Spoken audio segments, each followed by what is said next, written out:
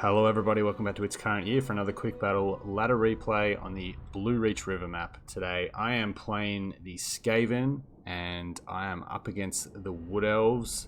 Not strictly speaking a Twisted in the Twilight DLC sort of focused replay, but there are elements of the DLC in here for both factions. So obviously I've gone pretty wide being a Wood Elf Skaven build, but let's have a look at the builds before we jump in. So for the Wood Elves here, it is indeed the dreaded Durthu Ariel combo. So we've got the Dryad frontline.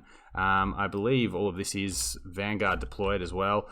Some Glade Riders with spears over here in the woods. Also 2 units of Glade Riders with spears over here. There is a Forest Dragon here back in the tree. So the Forest Dragon is not a very often picked item, a unit rather than item. Really cool looking model, but yeah, it doesn't have great stats. Obviously, it's still a dragon though. It's Terra, and against the Skaven, Terra is a pretty valid way to play. Pretty good element to have in your list. He's also got 2 units of Glade Riders over this side. So for my force, as you see here, we've got 2 units of the Wolf Rats with poison. These guys are a really good addition to the Skaven roster. They actually have really pretty decent stats. Very fast, good charge bonus, poisoned attacks, decent melee attack, decent weapon strength for a unit that, you know, from a tabletop perspective at least, was just basically a little chaff unit. There's also 2 more of the Wolf Rats over here. We have got the unfortunate sort of occurrence of deploying on top of one another, so both of us are sort of going to scramble with our micro over here, but this is sort of a Clan Moors style build. I'll show you sort of what I mean by that in a second, but we've got some Skaven slaves up the front. We've got some regular Clan Rats with shields, and we've got the old-fashioned Storm Vermin with... Oh, the debug camera has gone through the map there. The old-fashioned Storm Vermin with sword and board. Not very often picked. They're not always seen as a very cost-effective unit. One of the good things about them is that they have relatively good stats, decent melee defense, decent weapon strength, and not great armor piercing, but with 120 unit models and pretty good leadership by Skaven standards, they actually are quite durable. They're probably still, you know, you'd argue that you can get better things for a roughly the same price with the units that are on offer in the Skaven roster. But yeah, thought I'd try them out here. Thought they'd have a good matchup maybe against Dryads and against even Eternal Guard, things like that. We've got some Clan Rat Spears in the back as well as the Council Guard. We've got 3 units of the Poison Wind Globadiers. So our leader here, Queek, has called in some favors with Clan Scryer and got some of those units, obviously with their damage over time. We've got a Plague Priest who has just the 2 summons. We have a Warlock Engineer who's taken the Howling Warp Gale in the case of the Sisters, but might be able to be used on the Dragon here. And also the Warpstone Armor, which is a great armor. Basically just makes him a mini Mortis engine, which is pretty cool. And then we have Queek with his Rivalhide Talisman, as well as the Dwarf Gouge, just to juice up his combat stats a little bit. Also has his Verminous Valor and all of that kind of stuff. So we'll get the battle underway. As we saw here in the early game, there were actually a couple of units deployed on top of one another. This side here goes well for me, and we'll come back over here. This side does not. My rats get broken very quickly here, so I immediately decide to just run these guys basically to the back of this forest.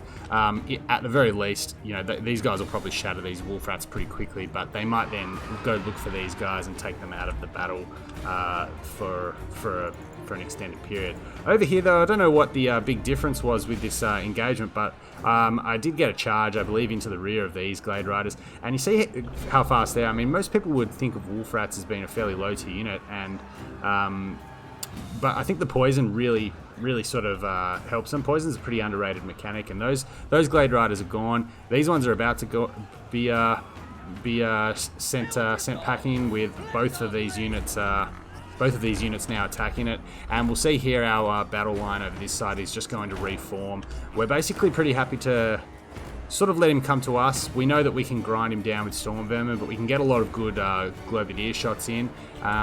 The Dragon has obviously come out this way, and I am bringing these Wolf Rats back here. I have no idea about these Glade Riders just yet, so they've been hidden quite nicely. And we've got a summon here, basically just to muck up and wreck sort of the charge orders on these Dryads, get a bit of a blob forming so we can really get some value with our Globadiers. So we're not gonna rush in at the moment. Obviously we've got the Clan Rats here, we've got some things forming up on this side. Dryads will absolutely rip through Skaves and Clan Rats, but the Storm Vermin here, a bit of a different story, and just the damage over time effect. You see these Dryads, it's also magical damage as well, so their physical resistance means absolutely nothing. Queek's going to come up into the fight now. Need to try and get this Warlock Engineer, but yeah, you see here the amount of, I mean, the Storm Vermin have just basically held while the Globadiers have expended their ammunition, and now we've just got a really ugly sort of pit fight coming on here. Durthu is getting stuck in, but you know, Queek has pretty decent stats. Queek can certainly get a few licks in here, but the nice overcast Flock of Doom, as well as this Sword of Dave to lower armor, a good little combo there. As we see here, you know, I'm just feeding these cheap units to these Dryads one at a time, and Aerial is over chasing here, which allows me to, you know, again, muck up big target here with my and get my Poison Wind Globadiers coming in. Unfortunately, the Warlock Engineer hasn't been engaged, which is a really big mistake by me. I need to get him in because he's a damage over time effect as well with his Warpstone armor. But you see these, you know, they haven't really lost, you know, only lost 3 unit models here. This unit of Storm Vermin here has taken, where's our other unit of Storm Vermin? I'm just looking for them, but the other one, you know, did its job in the front line, held, and now the Council Guard are attacking Aerial where they want to be, a nice large target. There is also a branch wraith here. We forgot about them in the early game, but they do have Penumbral Pendulum and Earthblood. Obviously a lot of spells in this list. You know, Manticore Summon, Flock of Doom here. Aerial does have Greater Arcane Conduit. She's taken the Berry Wine and obviously her items, as well as Apotheosis, so she's cut back a little bit on her own spells, and she's just using her sort of her items as more spell effects. But we see here now we're getting pretty good wrap with all our Globadiers, and you see here just these Dryads just get absolutely stopped in their tracks. They're gonna get routed off probably before they even make it into combat, and yeah, there we go. So the Wolf Rats here just holding up in the back line. Storm Vermin pushing through here just to basically be a bit of a sort of bulwark. We've got all our heroes in here, and they're just really just winning the single entity fight here really quite well. Queek Headtakers hasn't got a single kill yet, but I'm willing to bet that most of the damage that Durthu has taken is probably from him. He has decent armor piercing, obviously very good combat stats, 63 melee attack against 43 melee defense is going to mean that he's going to get a lot of hits in, and obviously being a Foot Lord, you know, this was played after the patch, so you know the changes to Foot Lords make them a little bit better in dueling capacity, because he's not just going to get knocked over all the time. So Aerial here is probably going to be brought down. Howling Warp Gale does go down on the Forest Dragon, so a good use of that spell by the Warlock Engineer just to fix it in place and not allow it to move. And we're going to probably be able to finish it off with our Poison Wind Globadiers over here, as we see there. Yeah, the damage of time of, you know, you hit with one globe and it's about a 300 to 400 damage over, I think it's about 10 to 15 seconds. Durthu is rallying, but he's pretty slow. Aerial here is going to be brought down. She's down to her last couple of hit points, and even with a Lamentation of Despair coming in, Queek's going to YOLO Durthu here. He's going to see what he can do, see if he can add a big bit of timber to his trophy rack on his back. Pretty dishonourable by the Skaven, but that's how they operate, with obviously their Globadiers firing in. Trophy Heads goes down, which just nukes his stats. He's currently sitting at 3 melee defense, and you see there just the amount of damage each hit's going in. Dwarf Gouger buffing up his own melee attack and his armor piercing damage, and even though he is taking a lot of damage himself, we see the Warpstone armor effect from Queek's own items is taking hold, and as we said, Queek gets to add that big scary looking Durthu head to his trophy rack. So a pretty decent battle. pretty cool to see Quick Head Taker taken. 0 kills and 2,800 damage value. So that's he's absolutely got his money worth there. The Warlock Engineer, I'm not sure if the Warpstone armor actually factors into damage dealt. I have a feeling I'm not sure if it does. I have a feeling it might not, but even so, he sat there, drained a bit of stuff.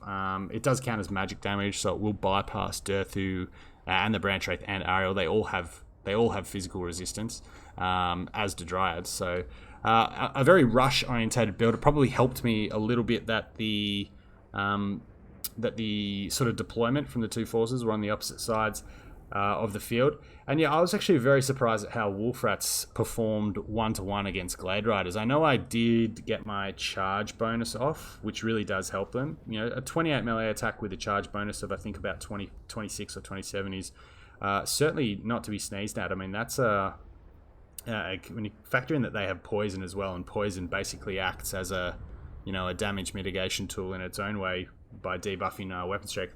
Yeah, these guys actually, I think they did pretty well. I would have, I know there's the same cost exactly, 550 gold as a Glade Rider, but I would have expected 1-to-1 for a Glade Rider to probably win that, in part due to Wolfrats having really poor leadership. So, yeah, great value accrued on the Poison Wind Globadiers. I mean, the Poison Wind mechanic in the game at the moment is almost one of the things that has made Skaven pretty much a top tier faction. That consistent damage over time. You only need to hit with one projectile. The same goes for mortars, and it's a guaranteed. I think it's a guaranteed 400 hit points worth of damage over time. And as it is magic damage, it does bypass a lot of the physical resistance and that kind of stuff for various units and high value targets. Forest Dragon, a little bit of a bust here. I think it got one good breath attack, and I think it got one good charge. But again, just consistent damage in this list. We got a Howling Warp Gale off on it.